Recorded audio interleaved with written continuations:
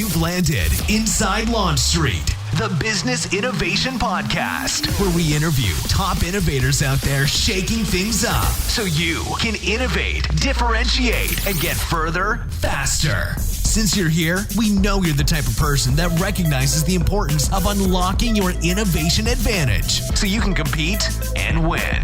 And now, your host, the person that has worked with leading companies like Disney, Procter & Gamble, Aero Electronics, the U.S. Army Research Labs, and Red Robin on upping their innovation advantage. Tamara Gontor. Hello, all you everyday innovators out there. I hope this week is treating you particularly well as we start our journey through 2020. I've got some big plans and actions happening this year, and I hope you do too. That's why I thought it would be a good idea to start the year with some growth mindset conversations, including this one today. Now, as you can tell, we've added some new podcast formats to Inside Launch Street.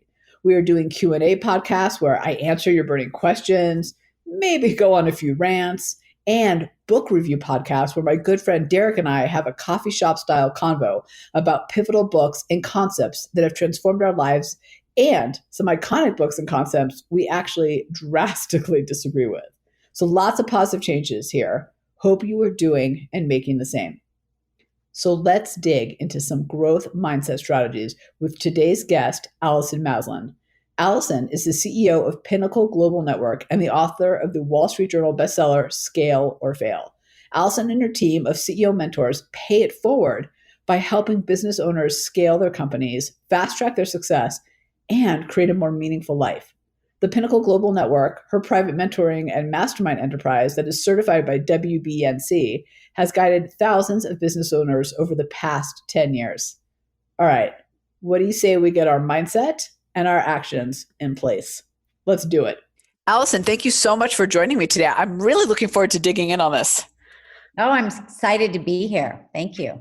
So what's one thing people would be surprised to learn about you? I have been a trapeze artist for 20 years. What? I have a full-size trapeze rig in my backyard. Okay. I just have to know, how did you get into it and what do you love about it? I was a gymnast growing up. And so I had a set of uneven bars in my backyard when I was young. And when I discovered that you could actually learn to fly on the trapeze in my early 30s, I was all over it. I felt like I had come back home. And so I've been training with a 5-generation circus family in Los Angeles for the last 20 years. I drive back and forth from San Diego, which can often be several hours. And then when we finally moved to a property with enough land, I fulfilled a dream in having my own rig built in my backyard. And besides the fact that I get to walk out my back door and walk 30 feet and climb a ladder, I love that part. But what I love about trapeze is that it forces me to be in the moment, like nothing else. Like you really have to focus and you can't be thinking about anything else. And it just brings me back into my body because the business side of me is in my head. And so once I'm done flying, after like a couple of hours, I feel completely grounded. It would be like somebody did some sort of a meditation in a sense. Yeah. But for me, a very moving meditation, very physical. And that also helps me to break through any of my fears that I have up there. I become much more resilient on the ground. Isn't it interesting how, I think you said that was actually relates to innovation and is important for this conversation, is if you can do something physical or just different that tests your limits and shows that you can do it, you're more likely to then translate that in the work. So I'll just give you kind of my equivalent of that is I do CrossFit and I never thought I'd be able to do it. I came to athleticism in my early 40s. This is not something I was naturally born with. And when I have a morning where I do more pull-ups than I ever thought possible, where I lifted more weight than I ever knew I could, I swear I am more resilient and more risk-taking for the rest of the day. Like that stuff really does translate over, even though we sometimes think of it as this compartmentalized thing. It actually can set the stage for everything else. I agree 100%. I mean, I really have become so much more courageous over the years because I scare the crap out of myself every time I take the soul. And, when you accomplish it, and there's Yeah. lots of and pains along the way, there's no other better high, natural high. Yeah. And it really does help to grow your confidence and everything else, where you're willing to say, yes, let's do it. Where in the past you might shy away from it. Yeah, it's amazing how that translates. So thank you for sharing that. You might be the first trapeze artist we've ever had on. So that's awesome. Actually, this kind of parlays into our conversation really nicely and kind of your area of expertise. I want to start with mindset before, and then get into the tactics. How do you get from a 10% mindset to a 50x growth mindset? And I know you talk a lot about that 10% to the like changing from that small percent to that big growth mindset. How do you do that from that space? Well, it really does tie into what we were talking about regarding the trapeze, because what I've come to know is that the scarier the leaps that you take, the bigger the rewards. So it's nothing wrong with taking baby steps. At least you're moving forward. But the baby steps are only going to get you incremental growth. It's when you do those totally wild and crazy things in your business life that everyone says, oh my God, this is never going to work. Who do you think you are? This is such a risk. That what I find is that energetically and monetarily, you will match that level of return. So how do if I'm listening, and I agree with you, by the way, I do think the bigger I don't want to say the bigger the ledge, the better the exhilaration, but I have this image of like falling. So that doesn't work. But the bigger the better, right? The reward, or the stronger the reward.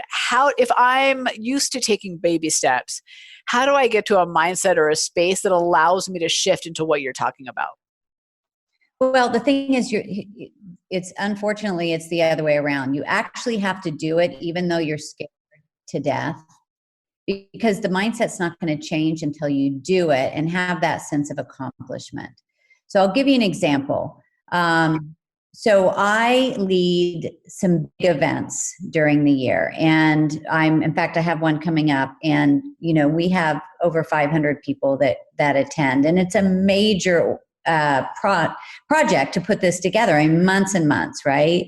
And you're putting out hundreds of thousands of dollars to commitments in hotel and all kinds of things to make this happen. So the first time that I did this event 9 years ago, I made a commitment to the hotel and a big event planner, and I had never done anything like this. And I had to get at least 100 people in the room to even have not even break even, and so it was going to be, for me at that time, at least $100,000.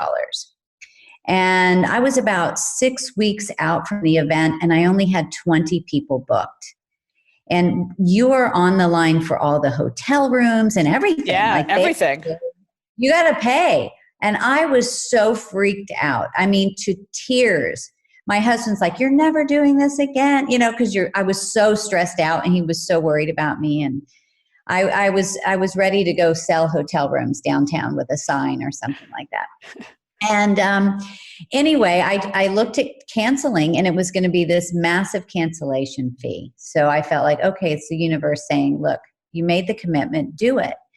And so we hustled, and we eked 100 people in that room for that first event. And I was terrified backstage. I got on stage, and within 2 minutes, I knew I had done the right thing. It just felt right. There were so many transformations in the room. And my husband came up to me on the second day of the event. It was a 3-day event with tears in his eyes. And he said, now I understand why you do the work. Mm. And, but it was so scary. And it really was a risk, a lot of money on the line. But had I not, it changed the trajectory of my entire company. How did you know it was the right thing to do? I didn't really know that it was the right thing to do, until I did it. But when I made the decision to do it, in my gut, it felt right. Like I just felt it didn't necessarily add up. Like I don't think my accountant would, or my CFO would have really at the time. Probably nobody would have. They would have been like, this is a risk. But that's the difference between a visionary and someone that's the implementer. Yeah. Right. So it doesn't always matter. Now you do need to look at the numbers, because you also want to look at projections and the possibilities and so forth. But there's a level of gut that you just can't forecast. There's a level of gut that you just can't translate. But my team, after all these years, now they're like, okay, she's got it. She's convinced, so we're doing it, Let me ask you a question about one of the things that I don't want to say it's one of my pet peeves, but it frustrates me a little bit. So I'd love to hear your perspective on this. One of the things that drives me a little bit bonkers is people telling other people to be fearless. And I think that that's unattainable. First of all, fear is hardwired into our primal brain, right? To make sure that a saber-toothed tiger doesn't jump out of the bushes at us. And it's different today. We're no longer in the bushes. We're in the boardroom. We're in conference rooms. Like it's very different. And fear absolutely plays tricks on us. But I think instead of helping people be fearless, I think we want to help them to manage the fear, get through the fear, use it as fuel to do the next thing. So I'd love to hear from your perspective when you think about that, kind of going to those big leaps and getting those rewards, how you help people through the fear factor. Yeah, so I agree with you. We're human beings. We have fear. It's a human emotion. The difference is making the decision to move forward despite the fear. Yeah. And I do say as well, what's behind the fear? What's the energy behind it? Because if your desire for change or desire for, whatever you're going towards is greater than the fear, then the fear is going to fuel you forward.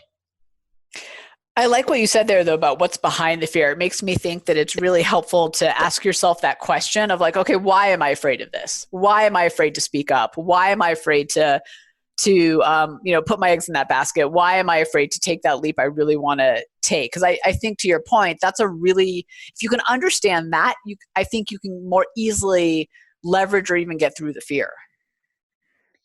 Definitely. And what's the worst possible scenario here? I mean, you're not going to die in most cases. Although jumping off the trapeze is a little risky. I was going to say there are some scenarios, but generally speaking, you're absolutely right. Yeah. But the fear is a big deal, and it is what holds people back. And it is the ones that are willing to move forward despite the fear are the ones that are going to have those big returns. It's interesting. So I that little chatter that you have in your head that's like, you can't do it. It'll never work. They'll never go for it. You'll fail. Everyone will see you fail. I don't know why it talks like that, but it does. But I named him Bernard.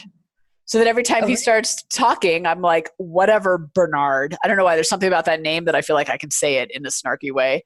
But it's actually been really helpful for me, because when he talks, and he does for all of us, even those of us, right, who take risks on a daily basis, it's just nice to be able to recognize it and be like, whatever, not listening to you today. Yeah, it's just Bernard talking. It's just Bernard. Yeah. I love it.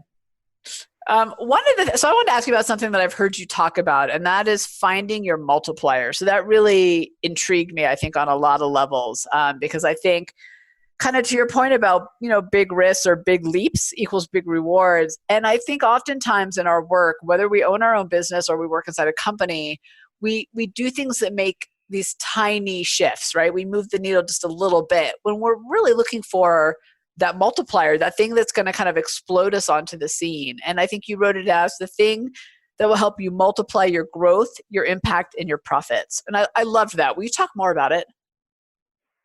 Yes. I mean, most business owners are out there and they've got their hands in every level of business. And they're often even the one that is delivering the product or service. Let's say you're an accountant, you're an attorney, you're in a service-based business, and there's only so much time. There's only so many hours in the day. There's only so much energy that you have, and so you're going to run out of bandwidth. Yeah. Even if you've made a decent amount of money and you've created some good traction, the common theme is that you hit this wall, and there is no level of growth. And if you take a vacation, business stops. Yes. If you're sleeping, I've money been coming there. I in, get it. right? And so this is the level where the business has to grow beyond you, and the delivery of the product or service has to grow beyond you. You've got to replicate you and your offering so that it can multiply at a much greater rate. And this is what we call scaling. That is actually the definition of scaling. And also where your expenses do not multiply at that same rate, of course. And so there are many ways to do this. There are many methods. That's what I wrote my book about, Scale or Fail. And I list 17 different methods in the book. But, for instance, creating a certification program around, your method that you created. And so you train other people on your method, and they're out there delivering. So, for instance, I built a homeopathic college called the Homeopathic Academy of Southern California. And I sold that in 2005, but it was a 3-year certification program. And so we would train people over a 3-year period of time. And I did this because I'm such a fan of homeopathic medicine, and I practiced for many years, but I could only help so many people. And so I really wanted to make a difference. And so it's still running today. I don't run it anymore, but that's one way to scale. You can do membership programs, you can do franchises, you can create a software with your company, or upsells and cross sells. And these are things that we do in Pinnacle Global Network with our clients, where they'll take one way they've been doing business, like selling a product to retail stores where there's a really small margin, hard to make a lot of money in that old way of doing business. And one of our clients is a company called Dog is Good, and we help them create pop-up shops across the country. So now their raving fans of their products are out there actually acting like their sales force, because they are selling their products. In a sense, they are their distributor. I love that. So will you talk a little bit, so in your book, Scale or Fail, you said you have, I think it was 17 different methods or ways. And I love that one, will you talk about maybe one or two more, maybe some that really resonated with people that get your book or work with you? Yeah, absolutely. Well, so I'll just go back to this client, the Dog is Good. And their brand is, people love them. They love dogs, right? So I'm a dog lover as well. Yeah, me too. And even though their products were selling, they just weren't making a lot of money. So we actually created 5 different multipliers for them. One is the pop-up shops, and that really has exploded, and they have about 150 of them across the country. So obviously they're not at all of these pop-up shops. These are their customers out there doing that. We created a subscription program for them that the retailers actually buy. And so they know that they have a certain amount of money coming in each month. That is more, that's more consistent.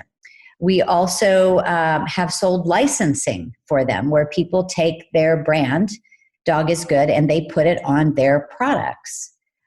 We also went direct to consumer, online, web, direct to consumer sales. So that's taken, one traditional revenue stream and turned it into several others. We have a construction company, Cold Storage Construction. So you literally can do this for any type of business. And we help them create a certification program for cold storage contractors. So they're the only people in the world that have the certification program. So now when they go to get business, they can say, look, our contractors are certified. And so they always have a workforce that they can draw from. And then they attract amazing team members because, their level of training is so high. So I love that you bring on, by the way, two completely different examples, because I think sometimes we get, for all of us on Launch Street, I think we sometimes get so wrapped up in our world, we think, well, that doesn't apply to me because that's not my industry. So I love these examples because they're so drastically different. I think that's a wonderful way to highlight that we can learn a lot from other industries too. And in fact, a lot applies to us because at the end of the day, we're all in business. There's some foundational elements to business. What I'm curious about, because I love these ideas you're sharing, is when you start working with a client, how do you figure out what their multiplier is going to be? What process, method, or even kind of triggers are you looking for to figure that out? Well, we in Pinnacle Global Network, so we mentor business owners all over the world, and we strategically partner them with a CEO that has built a very successful company that's on our team. And then we also put them in a mastermind with business owners in all different industries and business models. And what that does is exactly what you said. It helps them to see, oh my God, I never thought of that. Nobody's doing that in the travel industry, or no one's doing that in the financial industry, because you really want to set yourself apart in this disruptive, time that we live in. You have to be on the pulse of your industry. You cannot do things the way everybody else is doing. So we really dive into their business, and it has to resonate with the owner of the company. They have to get excited about it. So we look at lots of different ways that they can multiply. So one way to create a multiplier is to buy other companies. Not everybody is going to have the stomach for that. But you can actually buy your competitors. A lot of times, if the timing is right, you'd be surprised what you could buy a company for. And you could really finance it over a long period of time. That's a great way to scale because you're taking on their customer base. And then, of course, we help them to work through all the company culture stuff. Somebody else might say, I have absolutely no interest in that. Let's do a membership program. So for instance, we work with a staffing company and they're like, wow, how could we create a multiplier? We're just helping recruit people for jobs. And ends up that in the staffing industry, there are legalities that are changing all of the time. And there's an incredible amount of research to stay on top of the laws and the things that are changing and so forth. So we help them create a membership program where they do the research for you. You pay X number a month and you get all this sent to you. You don't have to hire someone to keep you compliant in your industry. So there are really no boundaries in this. In fact, the more creative, the better. I have so many ideas for my business that I was just writing down. I feel like I got a personal consulting session, so thank you. But for all of us on Launch Street, I think we're all thinking now like, oh, how do I think differently about my revenue streams, about where I deliver my products, about distribution? Because I think one of the things that was unsaid, but in your answer was that it's across all the different elements of the business. It's not just how do I have a product or service that's innovative or stands out, but how do I think about delivering it to the market, marketing it to them, engaging with my customers. That's innovation in all the elements of the business. Yeah. And, even if you've been running your business for a long time, you can always add a multiplier, and you really only need one. Yeah. So like in our company, in Pinnacle, we have clients all over the country, and we have in other countries too, but we have a lot more in the United States. And one day I just got this like download of, wow, we are really deep in about 38 cities across the country. Like we have several members in our mentoring and mastermind company, I said, why don't we create local communities in those areas and train some of our clients that have been with us for several years to run those communities. And so, I mean, we launched just last year 18 of them. And it's been phenomenal. They love it. They get together within their community with the other members and they mastermind. It's very structured. We have it really, tight, and, we train them and we put a whole system behind it, but it's actually been fairly easy. And it's creating tremendous breakthroughs. So, and I'm not there. Isn't it funny how I love how you ended that with "I'm not there"? What I appreciate about that is I think sometimes we're our own biggest bottleneck, and we miss the opportunity for our multiplier, for the thing that's going to make us successful, because of control. We think we have to be so involved for it to work. Do you find that to be true? Oh yeah, and I've been there. It's scary to let go because you care so much about your clients and you're afraid the whole thing's going to fall apart. Yeah. It's really our ego that gets in the way, because the truth is that your customers just want to be well taken care of. They want their questions answered, they want to be supported, and they want to be supported by people that are qualified. But I truly think people feel more supported by a team than knowing that, everything, they're just depending on one person. Right. That's very true. So I want to use that to actually make sure that I ask you about another thing, which is you talk about building a team managed company. Why is that so important to success? Well, ultimately, a successful company is one that you can leave for a long period of time and your business continues to thrive. And so just like what we've been talking about now, and I share in my book and what we help our clients scale through, are 5 different phases to build that team managed company. So it's an involvement. It doesn't happen overnight, but it starts out as you and then a few people, but you're still kind of the bottleneck. Then you start to build teams, and that can be a little bit crazy until you really get the roles nailed down. But this is the tricky part, because you've got to start letting go. Yeah. And what happens, the reason that it doesn't become a team managed company is because you're still a boss and you're not stepping into leadership. And if you're a boss, you're micromanaging, you're, telling people what to do instead of inspiring them into action.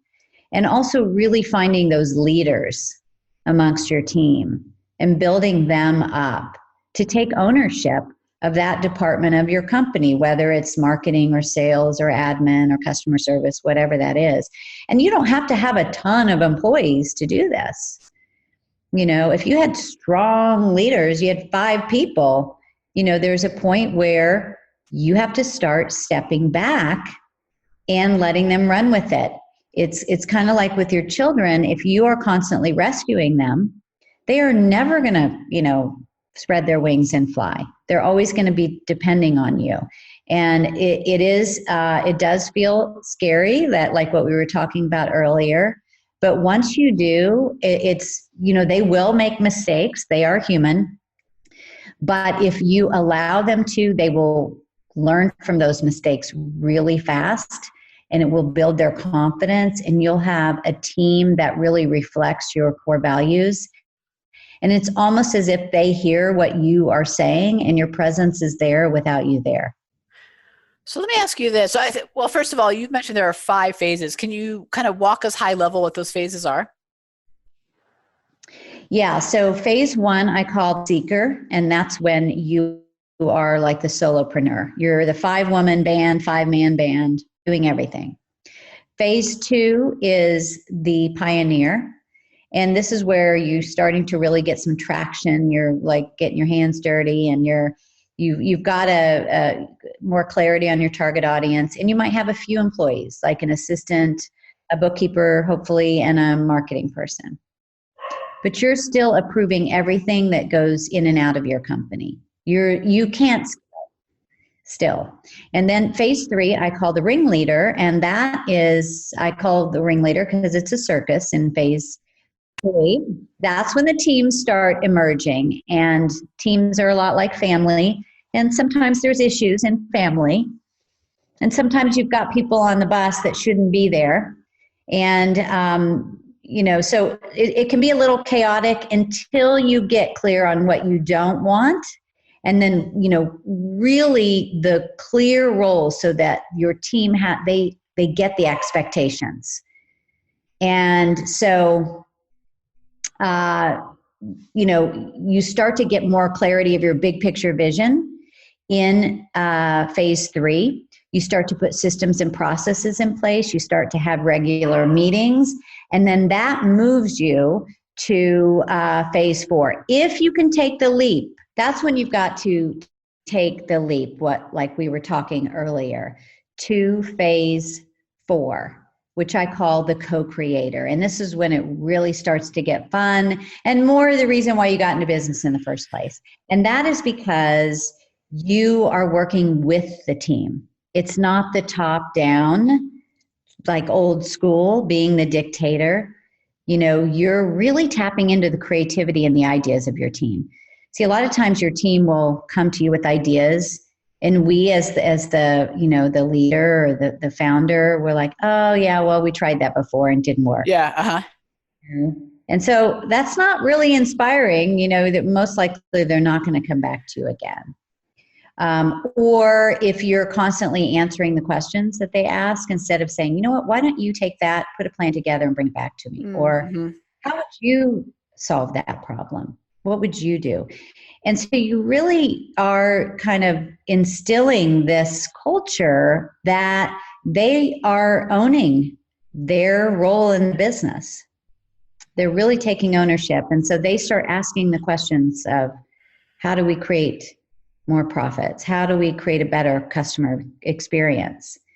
And this is like, oh my, it's like Disneyland for the owner. Like, wow, this is amazing, And so for me, for instance, I have 10 CEOs that work with our clients. They're incredible. I mean, they're some of them are a lot smarter than I am. And so I can go to sleep at night knowing that our clients are really well taken care of. And then moving on to phase 5, this is what I call the visionary. And this is where you really just don't even need to be there. And your goal is to just shut up, like put tape over your mouth because, you're just going to make things work. I think I do that sometimes to my team. Well, it's really shifting to work on the business. Yeah. Most business owners are working in the business and your business is running you. If you're working on the business, strategy, relationships, things like me coming on this podcast with you, that's working on the business. Let me ask you a question. I love how you're saying that in versus on the business. If you're at I guess 1 through 4, really, you're still kind of in the business, just at different phases or different levels. It's really not until you get till 5, right, that you're really on the business. If you're in that space of being in the business and you want to get to that next phase so that you can get to on the business, what's your advice for those leaders? How do you think about getting to that place? I'm going to leave it there. How do you think about taking that leap? Well, it's really about replacing yourself. So one of the things you can do is say, okay, what are the top 3 things that take up most of my time? What do you spend most of your time on? Narrow that down to 3 things and say, okay, what do I need to do to replace those 3 things? Have somebody else do that. And that's, generally it could be client facing. It could be writing. It could be, maybe you're doing the bookkeeping. And so it really is figuring those things out and then having the guts to find someone to take that place. Now, you might not hire all 3 people at once. You might say, okay, I'm going to hire this person in January. Then the goal is the next person in May, and then the next person in September. Well, I like what you're saying there because I also think that sometimes when we think about getting to the next level, we try to take it on at once, all of it at once. And that's, I think, sometimes why we fail because it's too much. And then we get overwhelmed and we think, well, what we were doing was easier than this. So I'm going to pull back. And what I hear you saying is Identify those things and then identify a roadmap to get you to that place you want to be, not identify those things and go tackle them all at once. Right. I mean, you might think it's easier, but really it's not. It's just comfort. It's being in that comfort zone and afraid to take the leap. That's what holds you back. But you will see that it changes your life when you can get these right people in there to free you up, and so that you can be out there building relationships, closing bigger sales, things like that, rather than, filing papers. You're losing potentially thousands or hundreds of thousands of dollars if you're the one that is doing that work. And that's just really playing small, and it's not a smart business strategy at all. It's interesting you mentioned that about filing papers. So I'll just pull back the curtain for a second and tell you that one of the things that helped me get from one level to the next is, and I don't think I'm at visionary completely yet. I think I vacillate, I think, between 3 and 4. But the interesting thing is, so I spent a lot of time trying to figure out where on our cloud that people, where we store stuff, things need to go, where on our server. And finally, Laura, who I think your team has met, who works for me, my business manager, and really the person that keeps me on track, turned to me and goes, all right, Tamara, we're going to create one folder that says to file, and you're just going to stick everything in there, and then I'm going to go put it away. You don't need to worry about where stuff is filed. You don't need to, that's not going to make us money and grow us if you're worried about where things are filed. I'll put stuff away, and when you need it, just search for it or ping me and I'll find it for you. And I swear to you, Allison, it was the most freeing thing in the world to not have to manage where the files go, which sounds so basic, but I was spending so much time trying to figure out what to put where. Oh yeah, it's those little things that just suck our energy. Yeah. And it is, takes you out of your flow. I mean, that kind of stuff will drive you nuts. I used to have with my team where I would ask for something and they would send me a link and a password. I'm like, I don't want the link and the password. Just send me the thing. Right. I don't even have time to do that, know? Right. And so, but they, they're sitting in front of the computer. It's not a big deal for them, but they didn't realize that, I'm on the road. I can't be like trying to log in and all of that. I mean, you've just got to find ways to really simplify everything and just get the support. I mean, statistically, business owners that get an assistant within the first 6 months of business get to 7 figures in half the time. Yeah, I'd say that was a big transformation for me and for Launch Street for sure, is having a team, and more specifically a right hand. And Laura's so much more than an assistant. She's the right hand, and she's like the vice president in a lot of ways. But it's so helpful to have that person. And what I found fascinating is that at every turn, we would figure out, all right, where am I wasting time that she could take on that allow me to do what I need to do and allow her to do what she needs to? Where can we systematize stuff so that neither of us are doing it? It's just all like that thinking is done for us. And it's been really transformative in helping me get from an in the business to on the business. And it's an ongoing process for us. I don't think we solved it overnight. And I think we'll continue to find things that help us get to that place so that we can grow. Yeah, I mean, it's always a work in progress. There's always new things that are going to be thrown in your lap. And it's very easy to fall back in old habit and go, oh, I'll just do it, But then it's like, oh, I'll just do it. And then I'll do it again, and I'll do it again, and do it again. And then it's added up to hours, And so, and it's exciting too. People are, oh, I don't want a bunch of employees. But if you have the right team, it's fun.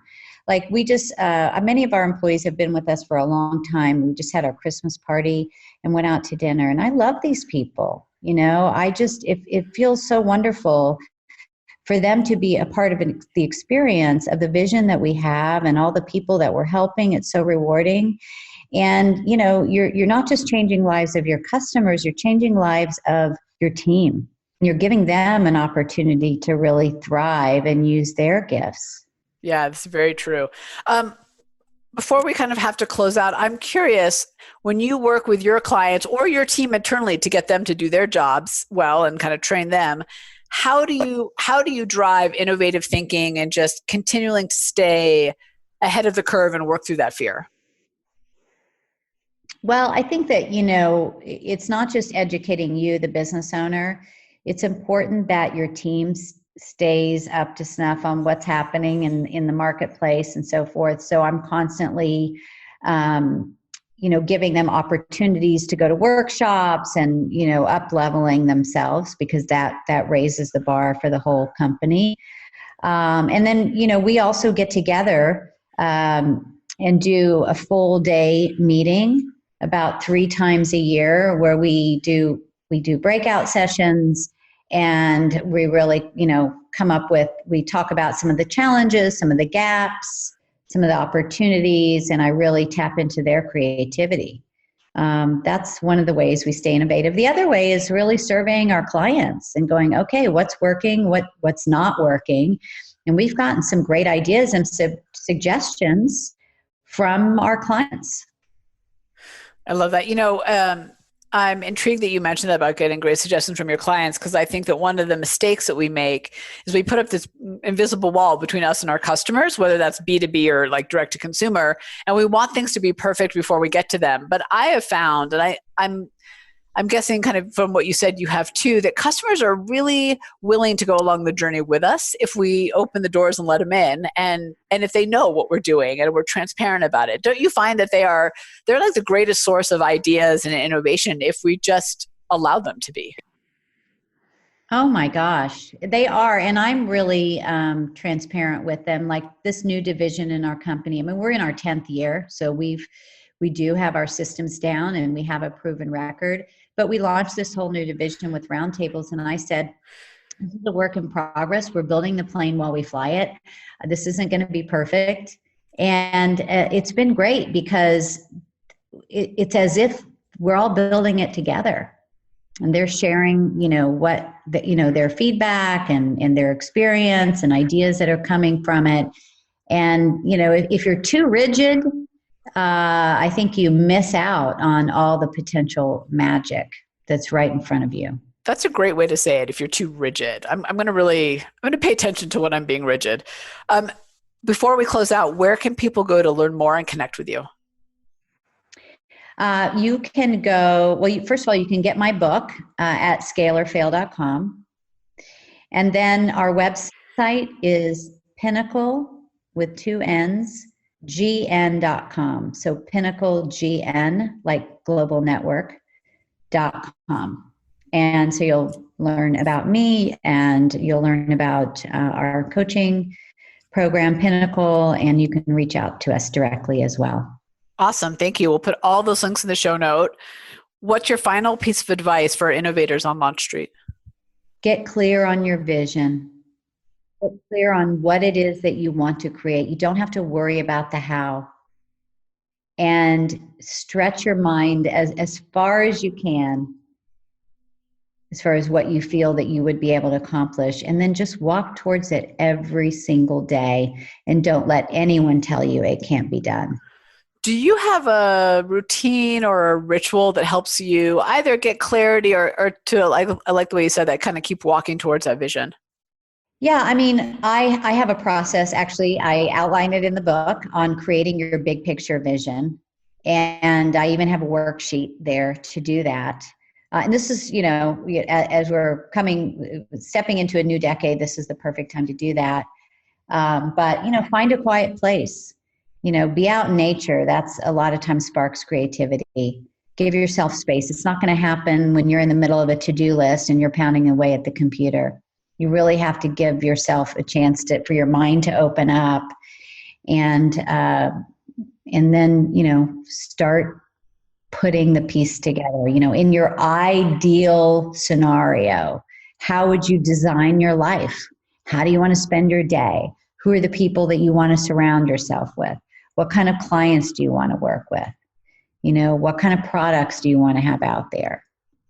And again, it doesn't have to be perfect, but I'll tell you, we do this every year, and it works.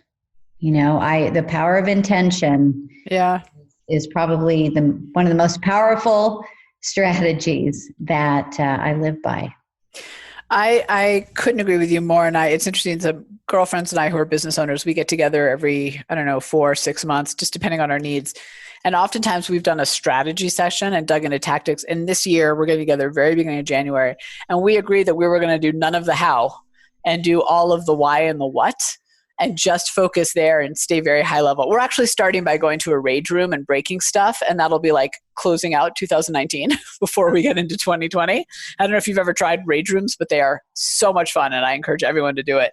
Wow. No, I've never done that. What do you just you just start breaking things? Yeah. No, so you go in, you've got full on like protective gear on. You've got a bat or the one I go to, they call it a Thor's hammer, and they play really loud music, whatever motivates you. You take in like a flat screen TV or an old printer, and you just go wild, and it is so much fun. Yeah. And it is just a great ritual for like just letting go of all that extra energy and closing out something and moving on to the next. And it's fun. And it's most axe throwing places have a rage room. It sounds horrible, but it really is just an absolute blast and a wonderful way to just get it all out.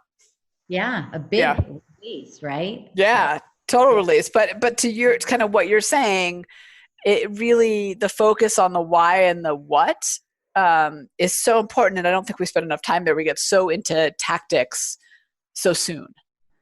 Yeah, exactly. I think we get caught up in, how are we going to do that? And is that possible? Yeah. And all of that. And that really is a roadblock. Yeah, I agree. And I think if I hear you right, I think what you're saying, right, is that really separate the two, like focus on the why, the what, the clear vision, and then the tactics versus trying to intermingle the two. Exactly. Well, that's an awesome way to end it. Allison, thank you so much for joining us on the show today. I feel like I've got some visioning work to do. This was a lot of fun. Thank you. I appreciate you having me. Thanks for hanging with us on Inside Launch Street. If you know someone that is truly ready to unlock their innovation advantage, have them join you on Launch Street. Discover your innovation advantage. Build a team of high-performing innovators and ignite ideas and solutions that create massive impact. GOTO, launchstreet.com. Remember, innovators, if you don't take the leap, somebody else will.